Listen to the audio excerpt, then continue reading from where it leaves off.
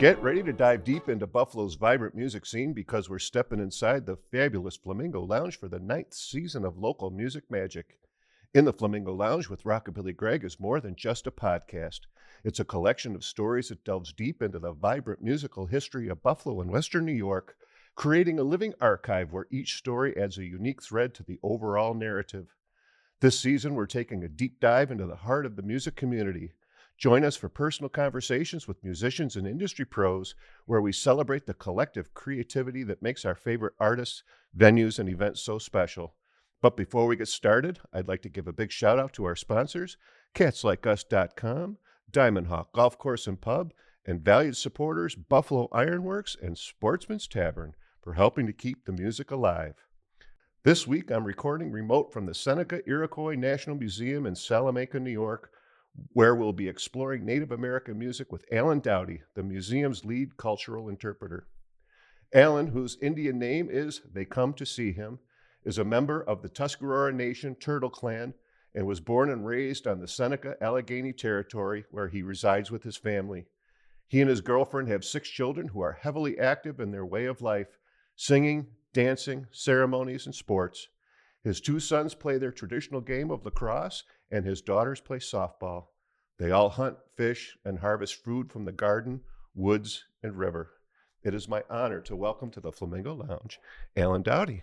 Alan, hey, thanks for having me down here to the museum, and I've been looking forward to talking to you and learning about Native American culture and music. So, thanks for joining me. Yeah, thanks for having me. Oh, you're welcome. So, as I like to always start the podcast, I like to ask people, because before we got on the air, you did tell me you're a musician yourself. You're a vocalist, dancer.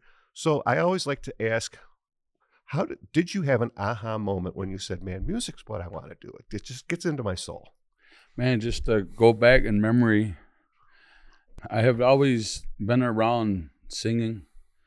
My family has always sang. My father sang, his father sang, his father sang. So it was a family tradition. And it didn't really dawn on me until my father was in a tragic car accident. And I was next in line, and I wasn't doing as much singing. Okay. And so it became to me, it felt like it became a responsibility to carry this on, not only for my family, but for my nation. Okay. And for the children that aren't even here yet. Right. So that was when I was about 10 years old. And from that day was my aha moment. I just started listening to recordings. The way we learn is orally. Mm-hmm. So when we go to ceremony, we just sit there and listen. And long ago, of course, we didn't have iPads and iPods and tape recorders. And so a singer would have to really sit there and be under the wing of one of the lead singers to learn the songs and the meanings, the words, and when to sing it, when not to sing it, things like that. Sure. Yeah. So all the interpretive part of singing there's a lot more to just singing the notes, right? Yes. Yeah. It's and obviously you're singing more cultural stuff. Yeah. In our way, it's kind of funny because growing up traditional, so like being from the Haudenosaunee, we have our own government. Mm-hmm. We're sovereign. We have our own policing. We have our own traditions. So growing up that way, it was kind of against our way to pick up the violin, they say, back in the olden days, because they didn't want us to forget our ceremonial songs. Okay. And so it's encouraged. It's nothing bad in the individual of learning anything. Mm-hmm. But being a traditional singer, it's a great burden and on my shoulders to make sure. It takes a lot of time to invest to learn all these songs. Right. And so I really only, I might hum in the shower some old country songs because I really love old country. It really tells good stories. Right. And I love anything old. It brings me back to a time of my ancestors, of maybe what they were doing. Right. And so, yeah, right now, I just focus on our cultural songs. Mm-hmm. And as your title here at the museum, I mean, you're the cultural interpreter, right? So that's pretty much what you're doing with your music, correct? Right. Yeah. Right. Yeah, and it's the storytelling. That's why I do the podcast. Yeah. It's telling those stories, and I have to record because I don't remember Right. anything. So, I can really appreciate that you memorize lyrics because I perform with my buddy, and we've been performing 20 years, and I can't remember lyrics that we've sang for 20 years. So I give you lots of props for that. But now, kind of going to that. So, what are kind of the traditional instruments of the music that you're singing? so some of our oldest instruments are a water drum, and in the language we call it gatno gon, and it translates to like a kettle or like a. Hmm. So some say that it might have been. They say it was a clay pot that we used our drum, Okay. and then later on down the years we started using wood and hollowing out this piece of wood about as wide as your hand can grab, Hmm. and then we stretch leather over it, usually deerskin. And then when we get the leather wet, we put a ring on top, and that's what keeps it tightened. And each singer will tighten it to his voice, so it becomes very personal. Oh. And that's the main heartbeat of our people is the drum. And so our traditional drum is the water drum. And our brothers in the West, in the Great Plains, they had the buffalo drum. So that's where the powwow drum comes from. Right. And so we adapt to each other. Mm-hmm. We see something we like and we share songs, we share instruments. So it's not uncommon to see a Western style drum in our bag of instruments. Right. That's interesting. Yeah, I know when I had mentioned off air that I met Kevin Nephew, who's the executive director of the Seneca Casinos, and he invited me down to the powwow last year. The first time I had been there. Nice. And he's like, "Oh, you got to come up on stage." He says, "You got to see the drum circles, man. This is my favorite." And I'm like, "Yeah, that was really." And it seemed like each nation had like their own kind of distinctive style and way to approach it. Yeah, so our style is woodland. That's what they would categorize it. Then you got Western Plains. Then you got even the Crees up north. They have every nation has their distinct sound, style, language, and so it's hard to bunch us all up in one category. Yeah, because we know from each other. Just by hearing that, I can tell right where they're from. Right. Just song and the sound. Right. So is it kind of a language all like kind of unto itself, where you're kind of singing that and being that, and people will.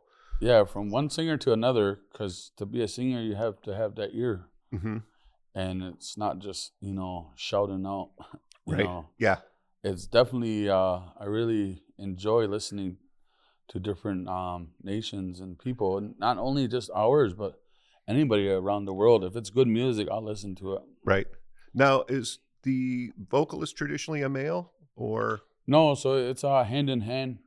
There's ceremonial songs that we need the women, and then there's women up until about we started these singing societies, and what they do is they're mutual aid to the community.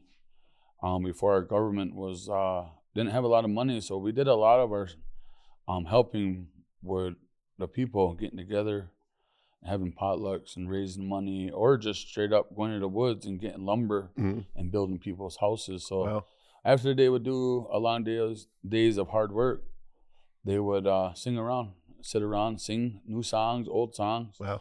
And usually the person that was getting the aid would provide a nice meal, corn soup.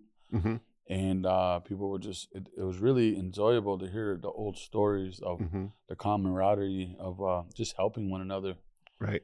And so women usually did a lot of the, not just the cooking. They weren't just, women are very, very woven. We say that women are closest to the Creator because they can bring life and have children. So with the men, we have to sing and show the Creator how much we are thankful. Where the women, they kind of have a special spot in their Creator's eyes. Oh, that's interesting. So they complement us, and also they have ceremonies and songs where they only sing. Okay. Now, are you training your children to take on the torch, if you will, or? So I knew at a young age that I wasn't. Being a child, I was just running around, singing, dancing. Yeah. And in our way of life, with singing or anything we do, we make sure to nurture and look for certain traits in all the children in our community. So not everyone's a singer. Mm-hmm. Not everyone can run fast. Right. Not everyone can make things with their hands, creative. Mm-hmm. And so with my children, I waited until they showed me their traits or whatever they wanted to do in life. So they all like to sing. Oh, good. Yeah. I might get a lead singer or two, but out of my 6 children, but it's really just the great mystery of what they'll take on. So we never force our children. I sing because that's my compassion. Sure. That's my, right. Yep. It comes from, and so I'll sing for hours, regardless if somebody joins or not. Right. But it keeps my mind good. And it's a tool if the children, anybody wants to pick it up. Mm-hmm. It can be used when you're sad, just like any musician knows, Right. or singer.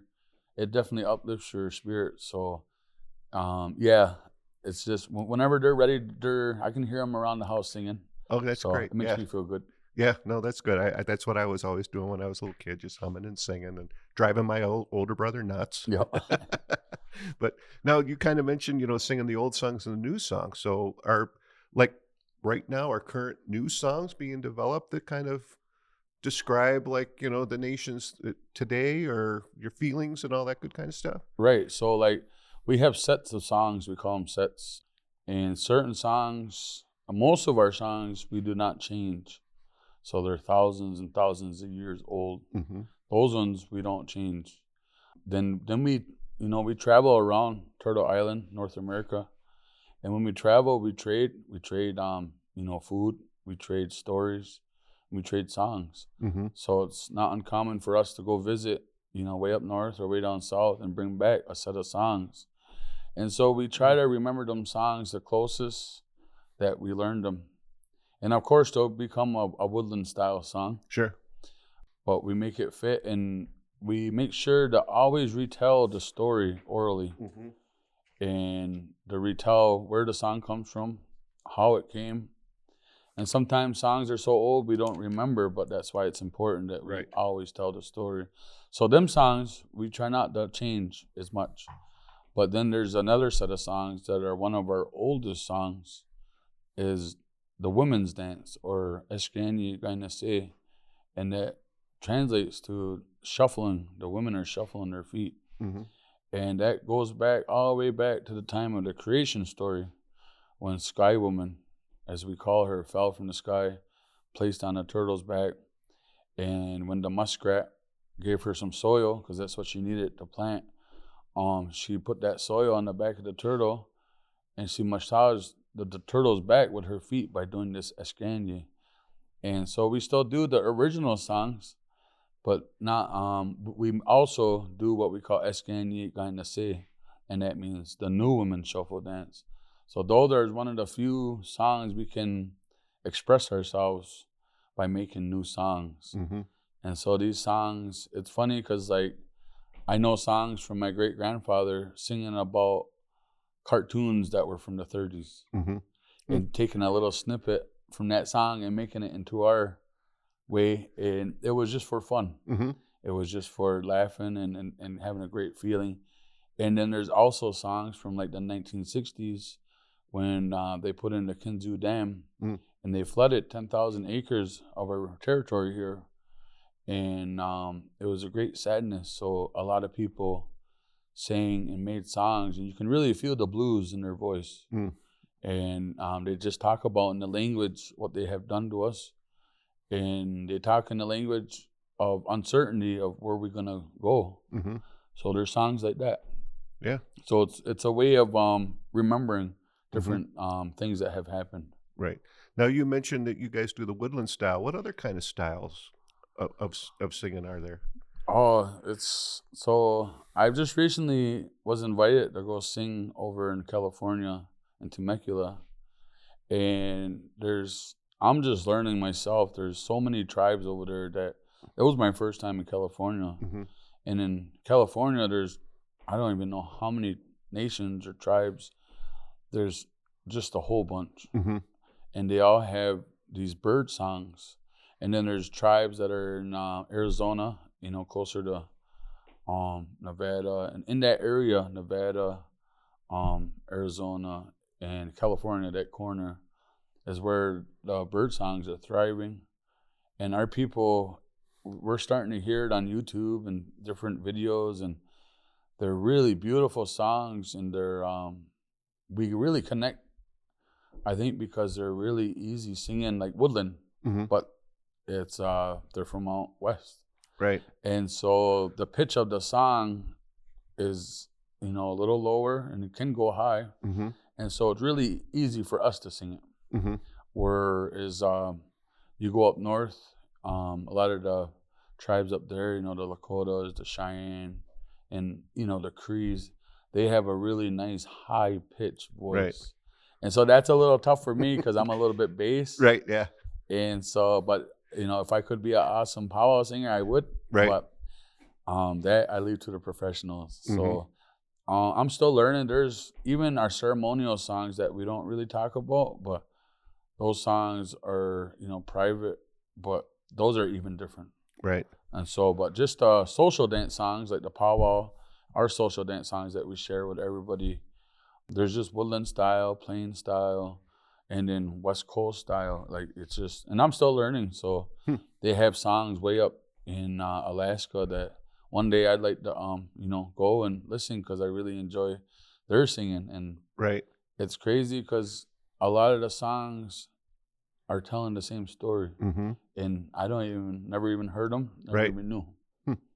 Wow, So. that's crazy. It's kind of like, when people argue about, what's rock and roll, and there's different, flavors of it all over the place, Right. but you know what it is. But it's different. It's a different way to tell the story. And I'm kind of with you. I'm a baritone bass, and, Yep. those darn tenors. It's like, make some songs that, us baritones can sing, But, it's interesting to hear that. And then, like you say, bird songs. So now over here, like with your clan, is there specific animals or anything that you're like focused on, like the bird songs, or?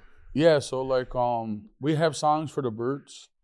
One song we still honor is we call it Jacoba Oino in Seneca, and that translates to the pigeon dance.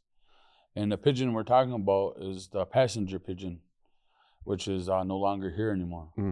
So it went extinct due to overhunting. And we had these birds for hundreds and thousands of years, and the last one died in the Cincinnati Zoo, is what they say, in the early 1900s. So we still honor this little bird for everything it's done for us. It provided, sustenance, food for our families. The feathers we use for ceremonial regalia.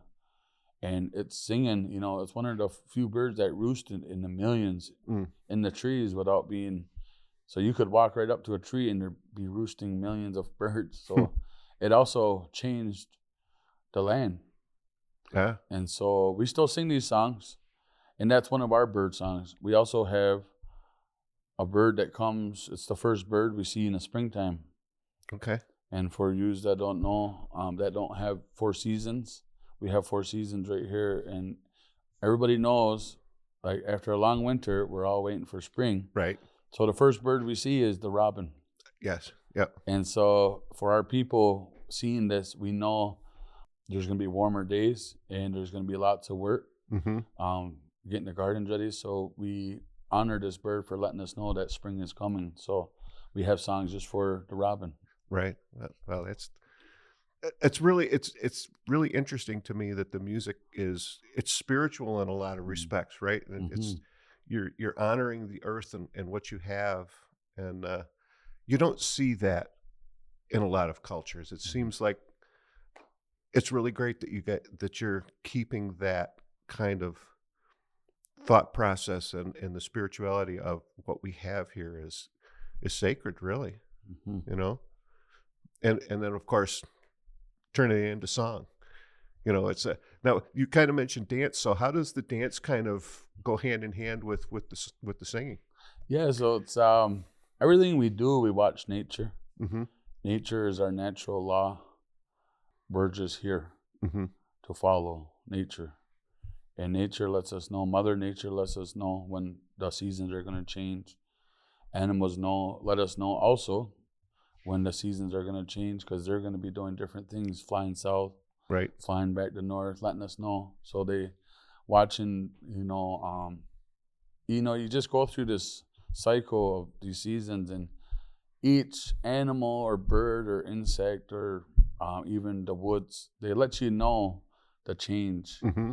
And so we mimic the animal or even the season. Mm-hmm. And when we do robin dance, we bounce side by side. And then in a certain part of the song, we switch and bounce facing the other way and going side by side, shuffling our feet a little bit. And it's very easy and it's fun because we kind of mimic the robin. If you watch him in your yard, he kind of bounces to the side and he switches and bounces. Okay. So that's exactly what we're doing, is just having fun and or just watching nature. Same thing with another set of songs we do is fish dance. And fish also being a life sustainer for our people living along the river, fertilizing our gardens. So fish plays a big role too with everything else. So when we do the fish dance, it's an uppity beat. It's fast. Mm-hmm. And so you're able to, put moves in there, and you're gliding along the floor, and you're swaying in and out as if you're swimming up the stream or river. Oh, that's interesting. So everything you just mimic whatever it's named Wow. after. Yeah, see, now I wish I had mentioned before we got on that Kevin had invited me down to the powwow. And obviously that's what you're, I guess, celebrating, with all those dances and the vocals and everything. And I was not aware of that. So, I mean, I'm looking at it and thinking it's just really, it's really cool, and the colors of the outfits and everything were just really, really dynamic, and seeing everybody, but it just kind of puts a new perspective. Yeah, so to it for me. Powwow, we have always had powwow gatherings, traditional powwows. Mm-hmm. We'd always gathered to rejoice, to give thanks, and socialize. Mm-hmm. And so when the rodeos start coming around, they started inviting some Indians, and they wanted to see the big war bonnets and Right. them riding on the horse and doing the war dance and just things they thought of every Indian did. Right. And so as it grew to the weekend, we have grand entries, which is something that comes from the rodeo where we all gather and we come walking in. Right. Yeah. And we dance. So grand entry is like kind of the climax of like where everybody goes in at the same time. Mm-hmm. And then after that, they divide it up by category and style. So powwow style is a little bit of a few different nations that originated these dancing. I'm still learning. So like, Mm-hmm. The jingle dress dancing is a healing dancing for the women. And now it's in the circle, and it comes from, the woodlands, Ojibwe and Mm-hmm. up that area, if I'm not mistaken. Then you got the Western Plain traditional dancing, and then the grass dancing where they're matting down the grass, and then you have just a newer war dance called the fancy dance, and that one's really fast and elaborate. Like I think that's what everybody kind of comes for. Yeah. But then recently, not only our grandfathers, but even my father and a few of his buddies really pushed to get our style, the smoke dance, into the circle of powwow. Okay. And so it really took off in the 90s. And now there's still people on the powwow trail all across Turtle Island that has never seen this dance live. They might have seen it on a video. And so it's an honor to be part of the circle of life of introducing a new dance. And that's the smoke dance. And that dance originated from our war dance that we got from out west, and now we use it for giving thanks. Right. So because we're not at war anymore, Mm-hmm. and we're under the great peace. So that's how we use them songs. So that's another thing about songs is even though they're for war, we kind of recycle them and we use them for something else now. Right. We don't want to lose them good songs. Yeah. And it seems like everything you do has a meaning and a purpose. It's not just there for Yeah. fluff for bubblegum pop. Yeah. Yeah. It really has some kind of a substance to it, which I find very fascinating. Yeah. The elders really express to not lose the feeling of where it comes from, Hmm. why we do it. And of course, back then, our elders rarely went because, being Native American, we live in two worlds Hmm. and we're adapting. But now we're getting, pretty comfortable in the one side of the world, but we got to come back and make sure that Sure. our original instructions and songs are being Hmm. not practiced but lived also. Right. Yeah, you definitely don't want to lose that, right? Mm-hmm. I know it's like me, I have Scottish and Irish heritage, and I've been learning a lot more about that, and our tartan and all that stuff, and it's interesting. Of course, that goes way, way, way, way back, and my mom's not around to tell those stories anymore. So Yeah. it's, and again, it's kind of like this podcast, keeping the stories, perpetuating them, and because there's so much that happens around here that Mm-hmm. we lose sight of, right, as we're just going about our daily lives, and so I think it's important that we keep these stories going, and I appreciate what you guys do. It's pretty neat. So now, kind of with that said, with the elders wanted to keep the traditions. If someone's humming a Bruce Springsteen song, I mean, is secular music something that's like welcomed, or are maybe the newer kids? I mean, it's always been kind of generational. Oh, you kids and that crazy rock and roll music, you're gonna ruin the world. Yeah, there's some elders that are straightforward, that are, they're really serious, and not so less like not open-minded, but they know that it takes a lot of mind and a lot of thought and a lot of concentration. And then you get some elders that like to goof around, or even people, and they're a little more open, and they'll make songs onto anything. Right. Like to be a song maker, I think it's kind of hard to explain to other people that don't understand, but to other song makers, I think they know exactly when you have a song coming to you, Mm-hmm. that it's a gift, that it comes from somewhere else. And to get that raw form coming to your mind and your heart, and then you open your mouth and then out comes the song. Right. And to me, I can't say it's mine. Right. Okay. I was only here to channel it out. Yeah. You're kind of the vessel. Yeah, so I always say that because of course you heard the older ones sing, and then they heard the older ones. Mm-hmm. So it's really not ours. Right. We're just carrying it along. Right. And so it could, that's how I feel of, but when I hear a song on the radio, or like, for instance, I have, just playing around, I made this song on purpose. So, and it kind of just happened. I always love watching The Jungle Book, Mm-hmm. and Baloo, Yeah. the bear, Mm-hmm. and the Bare Necessities. Yeah. And I've made a women's dance song out of it. And everybody just kind of was like, wow, where'd you get that? And I'm like, well, I was just watching the cartoon, and it really didn't hit me until I was an adult of the words he was saying. Mm-hmm. All we need is the bare necessities. Right. Yeah. So it just hit me, struck me. I ran into my studio, which I called the bathroom. Okay. And I brought my phone out and I laid it out and I shared it. And I really enjoy when people, I was just playing around, but people, it really helped them and Right. touched them, and whatever it did for them, it's the same thing it did for me. It just brought me joy. Right. And a good bass. Yeah. Yep. Yeah. No. Yeah. No, Baloo. Yeah. It's really interesting to hear about, coming, and I've heard other people that I've had on the podcast. They're the same way. They're like, the song just, some people have, given the credit to God, or whatever. They're just like, yeah, all of a sudden it just, I mean, my friend that I sing with, he when 9/11 happened, I mean, we were singing at our local church every Sunday morning, and he had the song about the tragedy that happened 9/11. It just came to him, and it was, and he sang it once at church right after 9/11, and that was it. And I said, man, you got to come back on the podcast, because that was really something special, and sing that song, because it came. I said, I don't know how you do it, Now I'm an artist, so I guess I see pictures and stuff, so I can do that, and I think that comes from kind of the same place as the music does. But it really fascinates me that people can hear the melodies, hear the harmonies, and just boom, out it comes.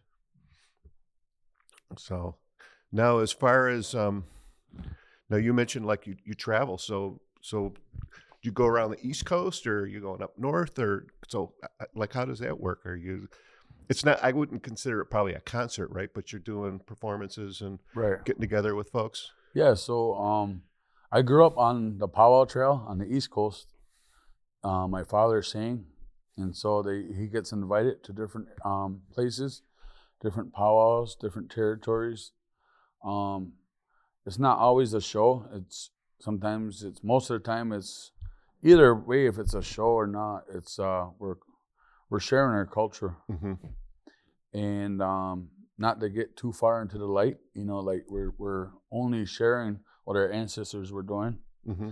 and to be humble about it in this day and age. So yeah, we traveled all summer, all year when we didn't have ceremony, and then people just put on a gathering, Mm-hmm. and they look for singers. And like I said, my dad and a few of his buddies, they did dance shows with the old timers, and they really introduced the smoke dance. So it's taken off like wildfire. Right. And so there's not many people that sing it.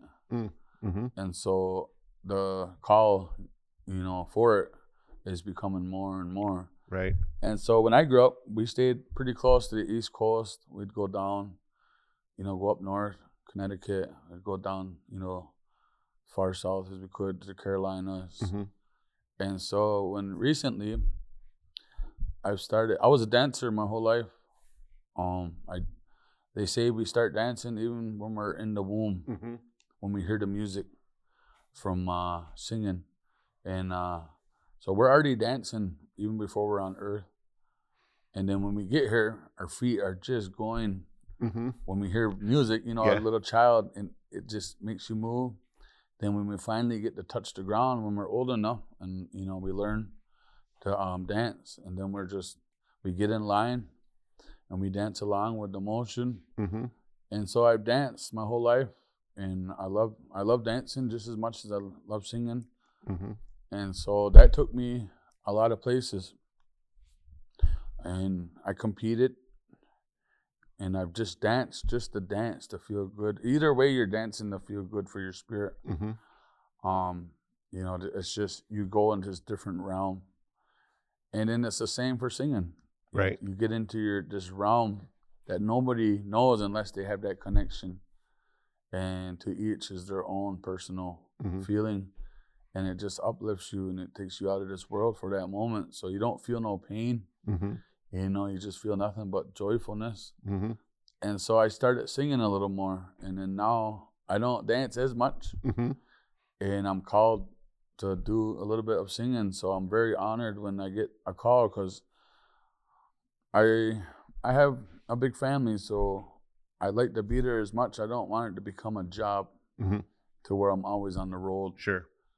Because just growing up, I've noticed, it means a lot for your parent to be there. Mm-hmm.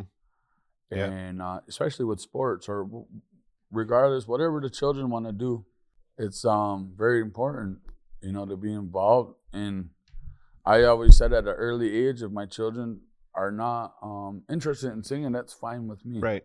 Yeah. And that I'll support them wherever they need be. And if they take off in lacrosse or softball, I want to be there. Mm-hmm.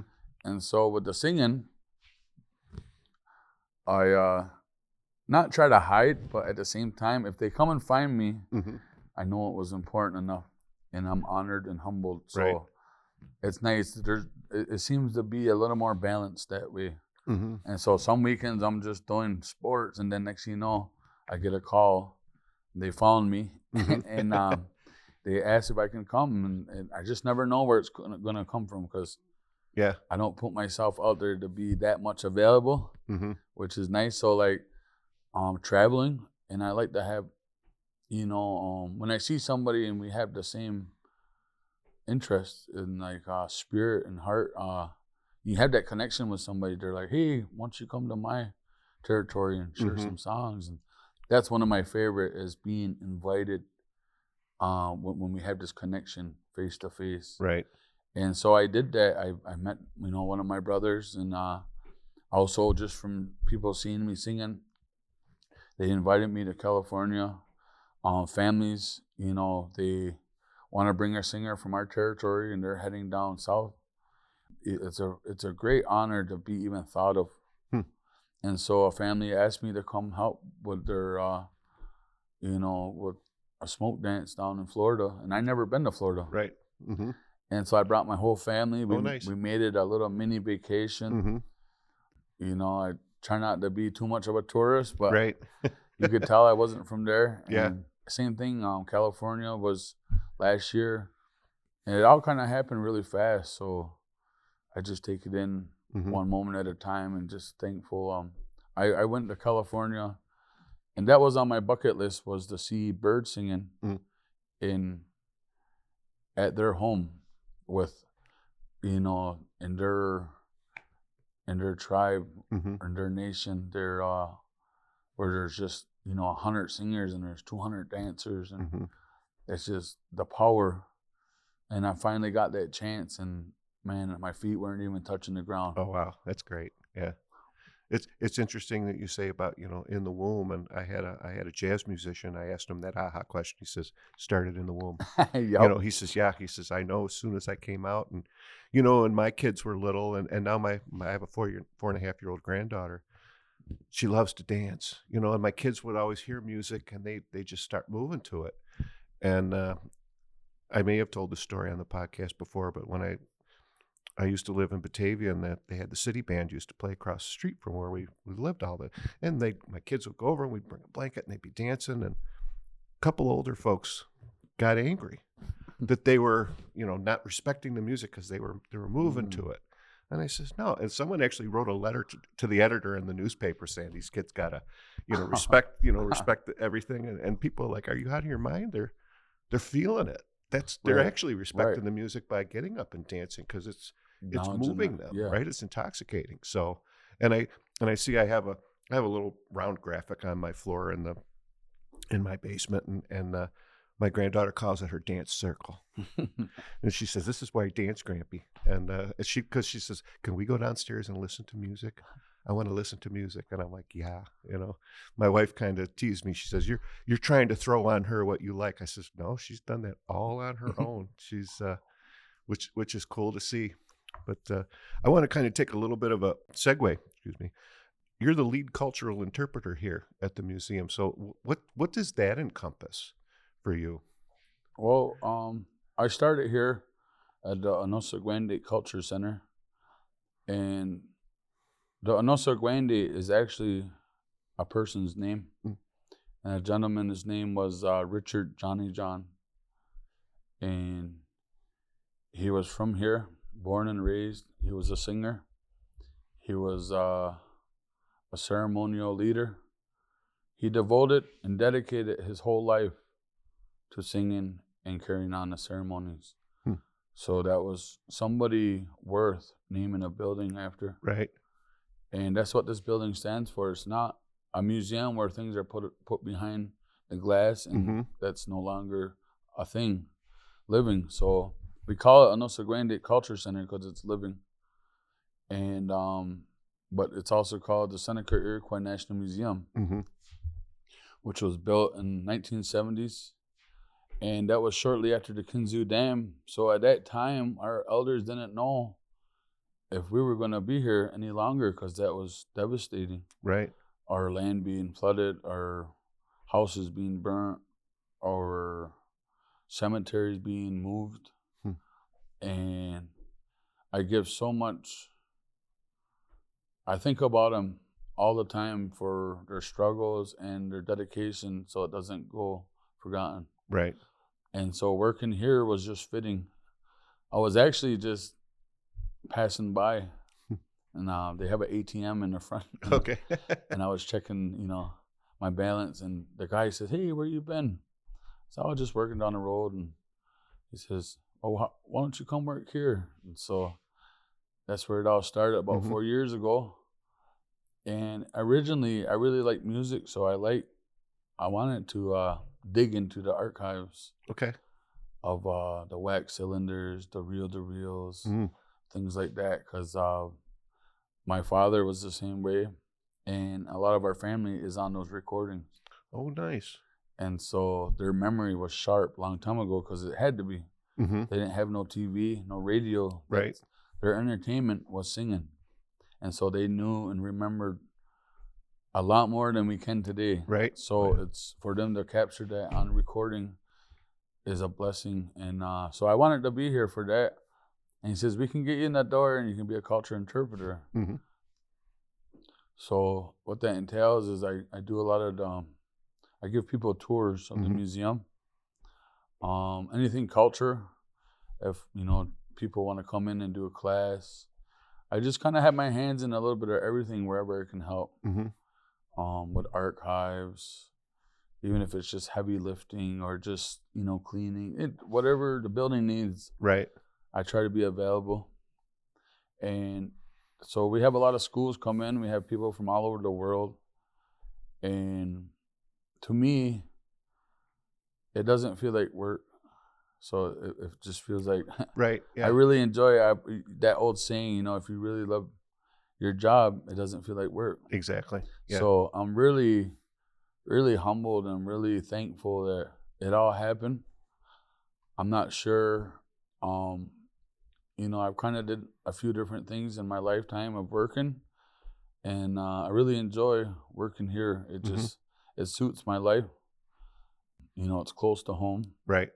I'm able to travel a little bit, when I want, and then I'm just immersed in all the culture. So. Oh, that's great. Now, are some of those recordings like here that you can actually listen to? Some of those old cylinders and.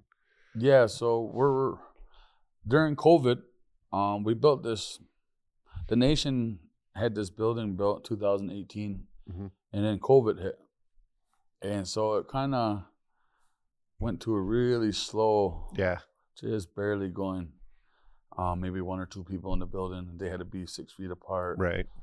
And so it was kind of nothing going on for, we had this beautiful building and people are still trying to learn the building, how it runs. Right. And then finally when COVID opened up, we were able to work.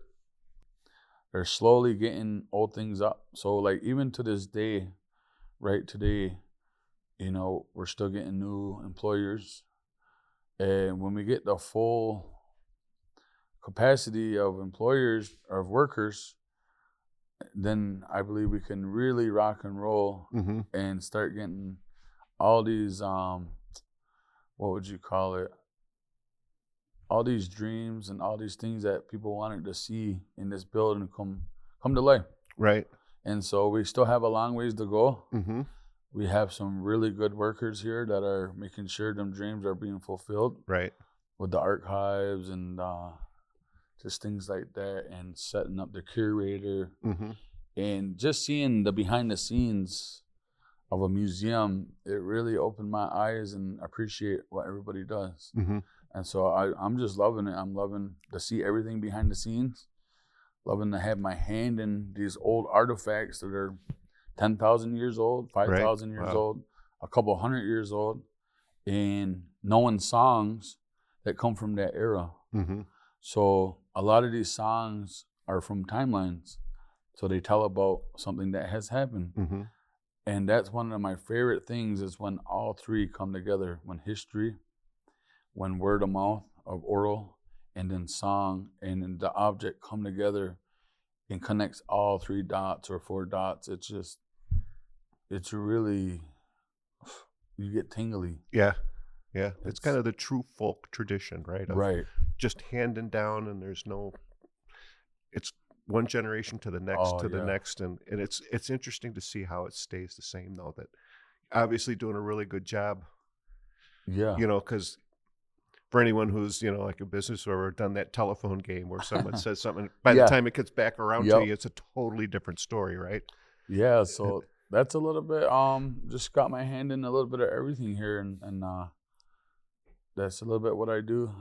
Right now, I was asked if I could take care of the garden and gardening, and it's not something a lot of our people do anymore because we go to work from 8 to 4:30, and then you got your kids' games or whatever you do in your off time, and then gardening.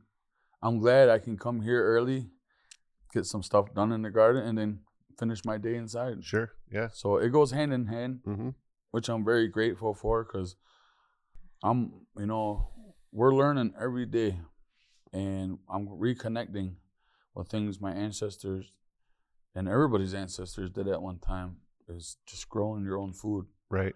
And the food, the songs, the spirit, it's all one. And so when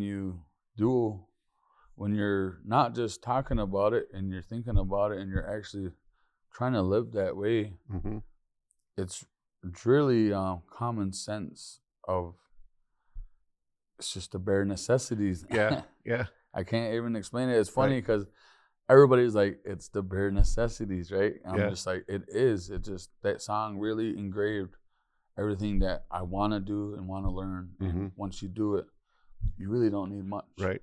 It's almost like we have everything we need, right? Nothing needs to be created. And nature has given us all of the medicine, all of the food. We just have to be better caretakers of it. Right.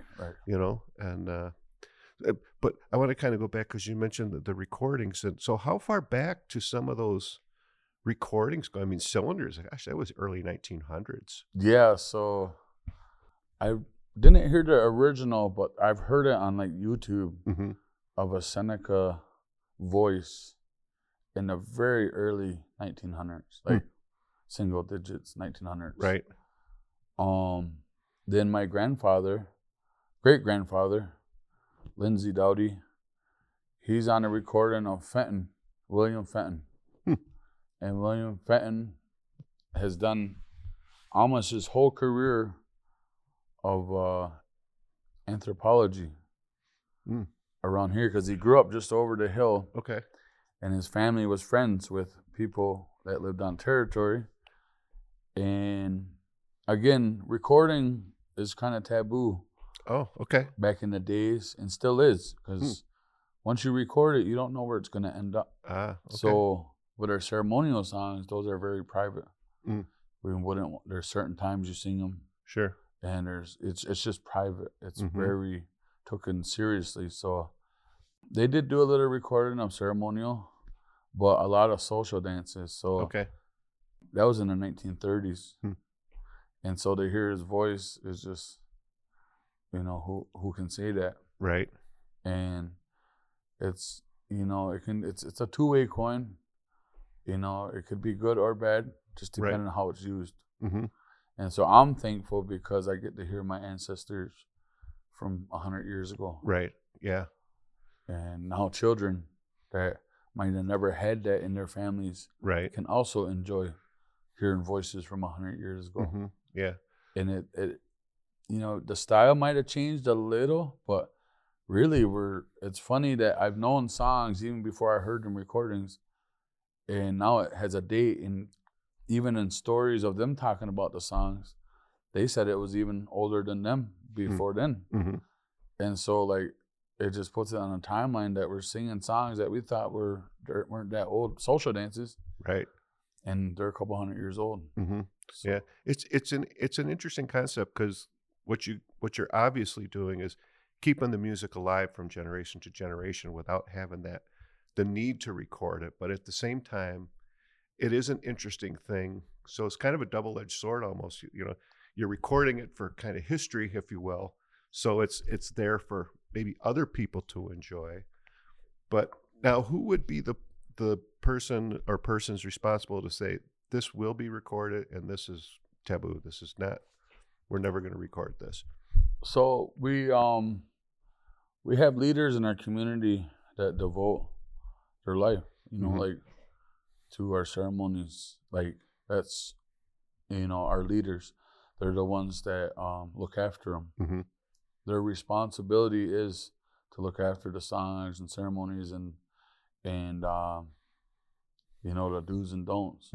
So we call those our Hasanawanes, And so we have four people that look after our ceremonies. There's 2 male, 1 animal, and 1 bird clan. And then we have 2 female, 1 animal, 1 bird clan. And they make sure that the ceremonies are going on, that are, so when the seasons go, they set the date, we all go. And they also, they keep the faith, and they remind us, they're supposed to remind us of the things we talk about in our ceremonies and in our things that our prophets have said, that have things that they have seen into the future. And a lot of these things we have seen come true. So we're very mindful of what we do, because our people are very strong in their beliefs. Even though we have our free will to believe whatever we want, we have a common belief. And that's very important, right, to try not to taint, even though it's easily done in this, these 2 worlds. right. So there's people, that we call our leaders in the ceremonial longhouse ways, and they're the ones that look after that, and they remind us and let us know. And so Yeah. It kind of reminds me of the song traditions, yeah. It's keeping those traditions, and the dad who's watching those traditions go away, and right, just wanting to hold on to that. So now, on a kind of a little bit different note, so the powwow is coming up again this year in July, correct? So now, can anybody come to the powwow? And so powwows is a big social gathering, and we encourage non and native to come, because we have a lot of vendors, we have a lot of artists, we have a lot of food vendors, and some this is their way of life. So it helps when we draw in the crowd, right, and maybe help them with their way of life of artwork and making food, and then also you get to watch dancing and singing. So there might be a little admission fee, and that also helps with getting the powwow rolling smoothly, because when these powwows are growing, we need more things, right, more security, more water, more whatever it may be. So back in the old days, and we still have traditional powwows, they find an opening field and just sing and dance. Sure. But when you have thousands of people come, then you need a little bit extra things to help it roll smoothly. Right. And so we encourage anybody from anywhere to come and check out our Circle of Life celebration, and to really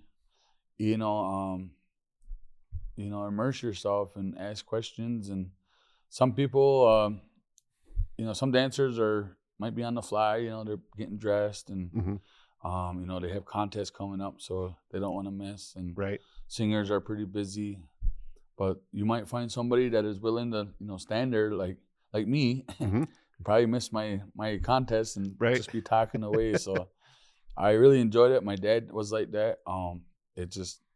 We really enjoy sharing and talking and having an open mind and wanting to know each other in all different walks of life, wherever you come from. That way, when you go somewhere, you have an understanding. Yeah, it's and I think that's what, the 3rd Saturday, I believe, in July. And down here at the Salamanca Casino. So it got moved there. A lot of people.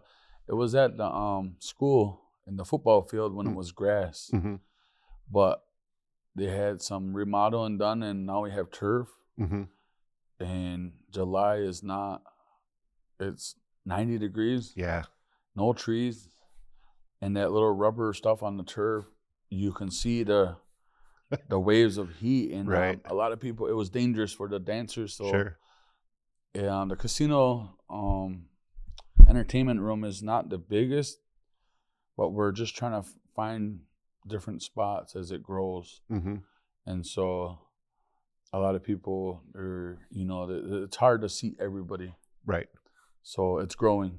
But to a dancer, when you're out of the sun, 90-degree weather, which nobody complains, but when it's on turf, it's hot. Oh yeah. So it's not just dancing in a field. than going under the trees. Because back in the days at the school, they had a really nice grove around the whole outskirt. So you could go disappear into the grove and cool down. Right. Now it's wide open. Nowhere's to go. So, yeah, it's at the casino now. They've actually asked me to come back and sing this year. Oh, good. So it'll be my first year since 2017. Oh, nice. And it was actually my first powwow that I sang at that scale of level of, they call it the powwow trail. Like, you sing at, Longhouse for the people, the creator. You sing every day for yourself, and you sing with your family. And then you start to sing at gatherings. And then not everybody wants to sing at a powwow, and it's just something I've always been around.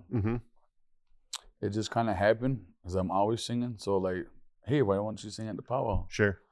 Well, I'll try it. And that was the first time. And it opened the door, and I'm really thankful that it took me places and my family to experience together. And it reminds me of growing up with my father, traveling just different places. Oh, that's great. Well, Alan, believe it or not, we're getting close to the top of the hour. Yeah. It's like I said, it goes fast when we're talking about something that obviously is very passionate to you. And I appreciate your stories and your passion for the music. And I can't thank you enough for sharing that with me. So it's been fun. So before we sign off, do you have any kind of last words or anything that you want to leave with? Or? Just everything we talked about. If it's kind of something we always say at the end of our when we get done doing something. It just kind of eases it if I have said anything wrong or offended. If I've not remembered it right, if I've said it wrong and it's not the way it was, I just want to say, forgive me, and I'm sorry that I'm still learning. Right. There's other more knowledgeable people out there, and I'm just thankful to be able to share what I know, and I'm just learning every day. So don't let it be hard on the listeners' ears that may know more. Right.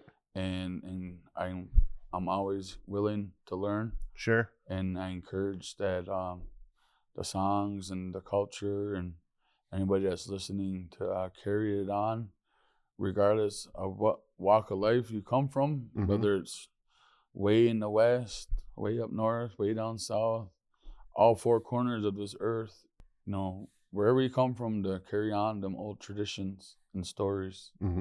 Oh, that's great. Well, Alan, again, I can't thank you enough. It's been fascinating for me. I've really enjoyed this, and for everyone else who's tuned in, we hope you've enjoyed it as much as we have.